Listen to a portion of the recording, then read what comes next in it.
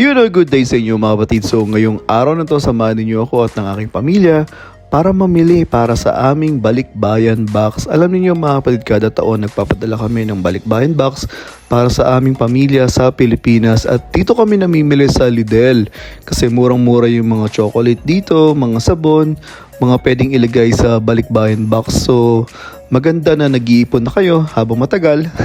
So yan ang ginagawa namin mga kapatid. So nag-iipon na kami para maglagay sa balikbayan box para pag-uwi sa Pilipinas o pasalubong ngayong December ay meron na kami. And masaya na yan mga ating pamilya sa Pilipinas na magkaroon ng pasalubong galing sa atin.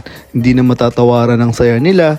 So dito sa Lidl mga kapatid, dito kami namimili ng mga pang-anik-anik na panglagay. Mga chocolate, sabon, mga kape, at kung ano-ano pa. Masayang-masaya na yung ating pamilya dyan sa Pilipinas. So ayan, unti-unti na namin pinupuno yung aming balikbayan box.